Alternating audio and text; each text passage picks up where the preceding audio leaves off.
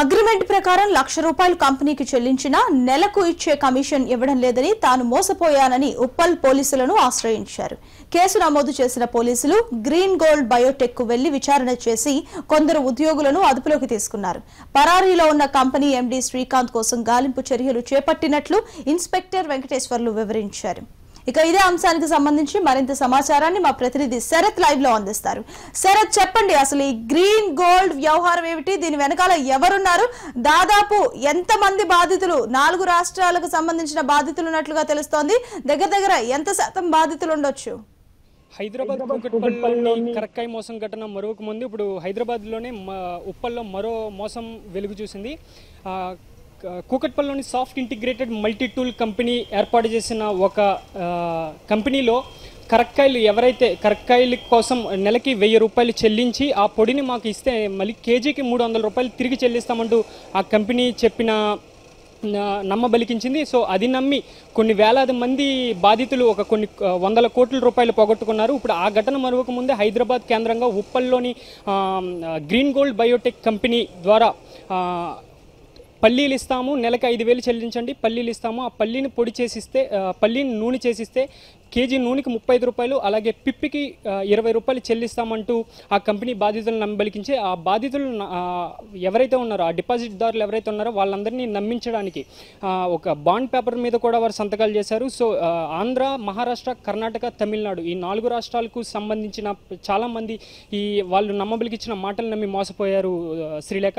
So మనం చూసుకున్నట్లయితే ఇందులో కొన్ని వేలాది మంది అయితే డిపాజిట్దారులు మోసపోయినట్టు తెలుస్తోంది. ఇప్పటికైతే రంగారెడ్డి జిల్లా సరూర్ నగర్కి చెందిన ఇంద్రకిరణ్ ఎవరైతే ఉన్నారో, సో నేను 5,000 డిపాజిట్ చేశాను, నాకు పల్లీలు ఇస్తామన్నారు, సో నేను పల్లీల నూనె కూడా చేసి ఇచ్చాను, సో ఈ నూనె చేసి ఇచ్చినప్పటికీ నాకు నెల ఇవ్వాల్సిన కమిషన్ ఇవ్వట్లేదని అయితే వాళ్ళు వాపోయారు. సో ఉప్పల్ పోలీస్ స్టేషన్కి వెళ్ళి వీళ్ళైతే కంప్లైంట్ చేశారు. ఆ కంప్లైంట్ తీసుకున్న పోలీసులు ఆ ఉప్పల్లో ఉన్న గ్రీన్ గోల్డ్ బయోటెక్ కంపెనీకి వెళ్ళి విచారణ చేయగా సో ఈ ఘరానా మోసం బయటపడింది. ఈ ఘరానా మోసం బయటపడడంతో అక్కడ ఉన్న ఉద్యోగులు కొంతమంది అదుపులోకి తీసుకున్నారు. సో ఆ అదుపులోకి తీసుకోగానే ఉద్యోగులు చెప్పింది ఏంటంటే ఇది మాకు సంబంధం లేదు, సో ఈ సంస్థలో మేము కేవలం ఉద్యోగులు మాత్రమే, మా ఎండీ శ్రీకాంత్ ఎవరైతే ఉన్నారో ఆయన ద్వారా ఇదంతా నడిచిందని చెప్పడంతో ఇప్పుడు శ్రీకాంత్ గురించి పోలీసులు అయితే గాలింపు చర్యలు చేపట్టారు. శ్రీలేఖ, అయితే శరత్, మీరు చెప్పినట్లుగానే ఉద్యోగులు మాత్రమే అందుబాటులో ఉన్నారట్లుగా తెలుస్తోంది. మరి యాజమాన్యం శ్రీకాంత్ ఎక్కడికి వెళ్ళాడు? పరారీలో ఉన్నట్లుగా తెలుస్తోంది. ఎటువంటి ప్రయత్నాలు చేస్తున్నారు? ఏ కోణాలలో దర్యాప్తు చేస్తున్నారు వారిని పట్టుకునే పనిలో భాగంగా? గతంలో శ్రీకాంత్ హైదరాబాద్లోనే మరో వ్యాపారం చేశాడు. ఈ వ్యాపారంలో భాగంగా మీరు ₹1,00,000 డిపాజిట్ చేస్తే నెలకు 10,000 ఇస్తాము, అదేవిధంగా 2 లక్షలు డిపాజిట్ చేస్తే నెలకు ₹20,000 తిరిగి చెల్లిస్తామంటూ శ్రీకాంత్ జనాన్ని నమ్మబలికించాడు. సో దానికి కూడా అక్కడ డిపాజిట్దారులతో బాండ్ పేపర్ మీద సంతకాలు పెట్టాడు, అదేవిధంగా పేపర్ యాడ్లు కూడా ఇవ్వడం జరిగింది. సో ఇందులో భాగంగానే ఒక బాండ్ పేపర్ రాశారు అన్న విషయాన్ని నమ్మి ప్రజలైతే మోసపోయి వాళ్ళకి డిపాజిట్లు చెల్లించారు. ₹1,00,000 అదేవిధంగా 2 లక్షలు కూడా చెల్లించారు. సో చెల్లించిన ఎప్పుడైతే అక్కడ తన కంపెనీ దివాలా కంపెనీని అక్కడి నుంచి తీసేయాలని భావించిన శ్రీకాంత్ సికింద్రాబాద్ నుంచి ఉప్పల్కి తరలించాడు. ఇందులో భాగంగా 5,000 డిపాజిట్ చేయండి, 5,000 డిపాజిట్ చేస్తే మేమే మీకు ఒక మిషన్ ఇస్తాము, అదేవిధంగా నెల మీకు పల్లీలు ఇస్తామని నమ్మలికించాడు. సో పల్లీలు ఇచ్చిన శ్రీకాంత్ వాళ్ళతో నూనె చేయించాడు. కేజీ నూనెకి ₹35, అదేవిధంగా పిప్పికి ₹20 అని చెప్పాడు. సో ఈ నెల ఇచ్చి కమిషన్ ఇవ్వడం అయితే మానేశాడు. సో ఇది భావించిన అక్కడ డిపాజిట్దారులు కంపెనీకి వెళ్ళారు. సో కంపెనీ ఉద్యోగులు చెప్పడం బట్టి ఏంటంటే ఇది శ్రీకాంత్ చేశాడు. శ్రీకాంత్ గతంలో కూడా సికింద్రాబాద్లో ఒక కార్యాలయాన్ని ఏర్పాటు చేసి మోసం చేశాడు, ఇది మాకు సంబంధం లేదని చెప్పడంతో పోలీసులు విచారణ వేగవంతం చేశాడు. ఇప్పటికైతే మనకు అందిన అప్డేట్ ప్రకారం శ్రీకాంత్ని పోలీసులు అదుపులోకి తీసుకున్నారు. ప్రస్తుతం శ్రీకాంత్ అయితే ఉప్పల్ పోలీస్ స్టేషన్లో ఉన్నాడు. శ్రీలేఖ, శరత్, అయితే ఇప్పటి వరకు ఈ కుంభకోణం వెనుక ఏదైతే జరిగిందో ఎంత మేర జరిగి ఉంటుంది?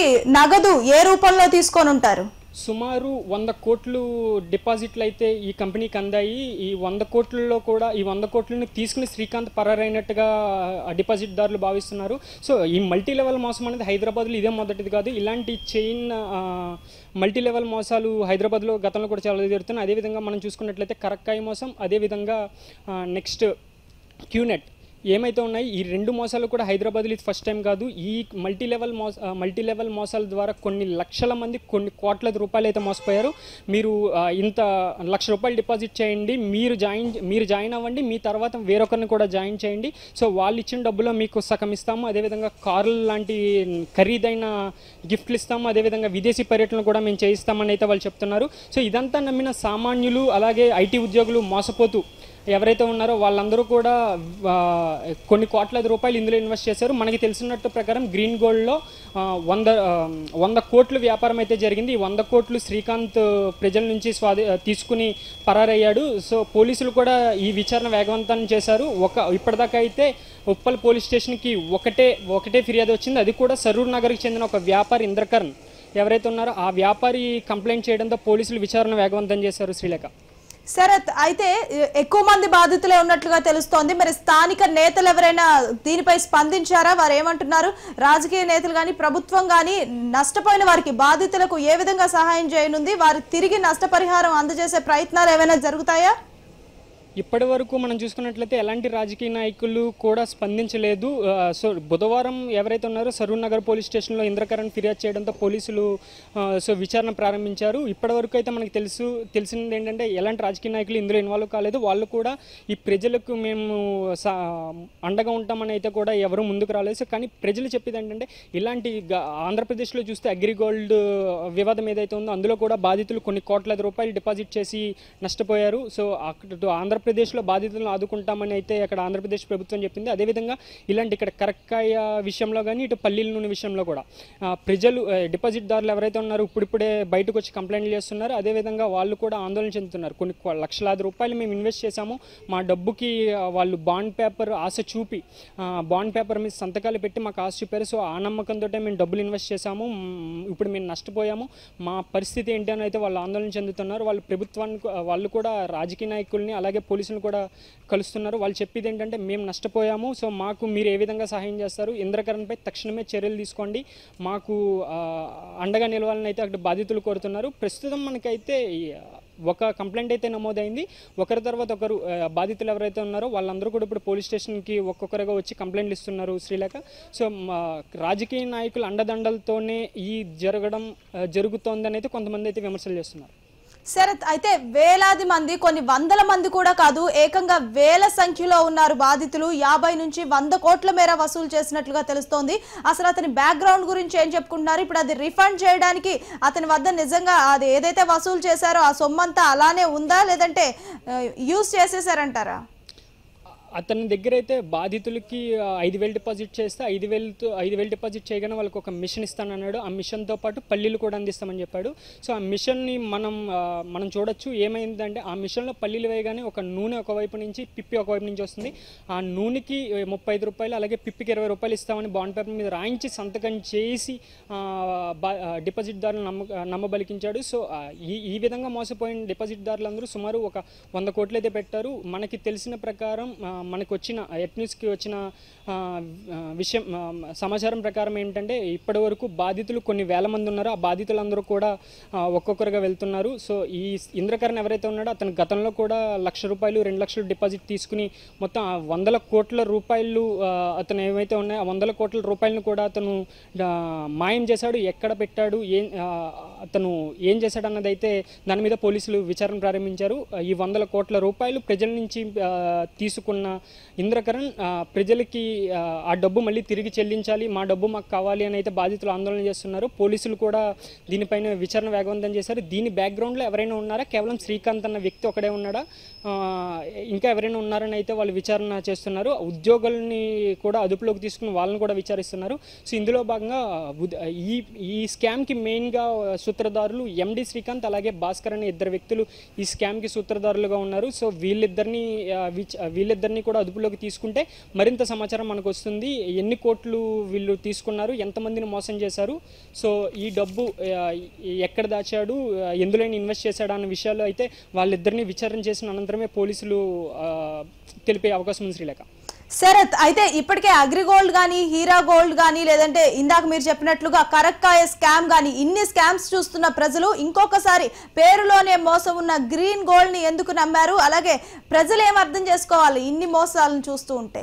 గతంలో అగ్రిగోల్డ్ విషయం ఏమైతుందో, అగ్రిగోల్డ్ అనేది ఒక పెద్ద సంస్థ. అందులో డిపాజిట్దారులు గతంలో వాళ్ళు పెట్టిన డిపాజిట్లకి వాళ్ళకి తిరిగి డబ్బులు వచ్చాయన్న నమ్మకంతో అగ్రిగోల్డ్లో పెట్టారు. అదే హీరో గోల్డ్లో కూడా ఒక పెద్ద సంస్థ, చాలా పెద్ద సంస్థ, చాలా మంది పెట్టుబడులు పెట్టారు. సో హీరో గ్రూప్ అదేవిధంగా అగ్రిగోల్డ్లో కూడా మనం పెట్టుబడులు పెడితే మనకి తిరిగి వస్తాయన్న నమ్మకం అయితే వాళ్ళకు ఉండి పెట్టుబడులు పెట్టారు. కానీ అనూహ్యంగా ఈ రెండు సంస్థలు కూడా ఎవరైతే డిపాజిట్దారులు ఉన్నారో వాళ్ళందరినీ కూడా మోసం చేస్తూ కంపెనీ డబ్బులు తిరిగి చెల్లించకుండా ప్రజలను అయితే మోసం చేశారు. అదేవిధంగా ఈ రెండు మోసాలు చూసిన తర్వాత కూడా హైదరాబాద్లో soft integrate multi tool company చేసిన ఒక ఘరానా మోసం, ఇందులో కూడా కొన్ని వేల కోట్లు అయితే వాళ్ళు నష్టపోయారు. కరక్కాయ పొడికి 1000 రూపాయలు డిపాజిట్ చేయండి, 1000 రూపాయలు డిపాజిట్ చేస్తే మీకు ఒక మిషన్ ఇస్తాం, అలాగే కరక్కాయలు కూడా ప్రతి నెల కరక్కాయలు ఇస్తాము, మీరు పొడి చేసిస్తే 300 ఇస్తామంటూ నమ్మబలికించారు.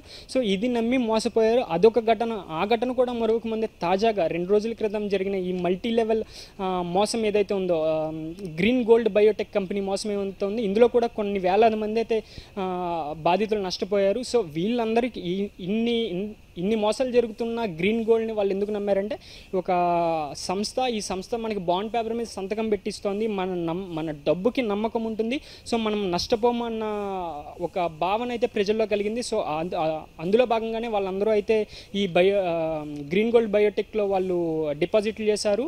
సో ఇటు పల్లీల నూనె కాకుండా వాళ్ళు 1,00,000 రూపాయలు 2 లక్షలు కూడా డిపాజిట్ చేసుకుని మీకు ఖరీదైన కార్లు ఇస్తాం, విదేశీ పర్యటనలు చేస్తాం, నెల నెల మీకు 1000-2000 ఇస్తామంటూ కూడా వాళ్ళు నమ్మబలికించారు. సో ఇదంతా నమ్మిన సామాన్య జనం, అలాగే ఎవరైతే ఉన్నారో అమాయకులు ఎవరైతే ఉన్నారో ఇదంతా నమ్మారు. బాండ్ పేపర్ అంటున్నారు, మన డబ్బు మనకి ఇస్తారని నమ్మి వీళ్ళు ఇందులో పెట్టుబడులు పెట్టడం జరిగింది. అనూహ్యంగా అతను గతంలో కూడా ఒక సంస్థలో పెట్టుబడులు పెట్టిన వారిని మోసం చేసి సికింద్రాబాద్ నుంచి ఉప్పల్కి తన కార్యాలయాన్ని తరలించాడు. సో ఇది నమ్మచ్చు, బాండ్ పేపర్ అంటున్నారు కాబట్టి మనం పెట్టుబడులు పెట్టినా మన డబ్బు తిరిగి వస్తుందని అయితే బాధితులు భావించి ఇందులో పెట్టుబడులు పెట్టారు. Srilekha. Right, thank you Sarath.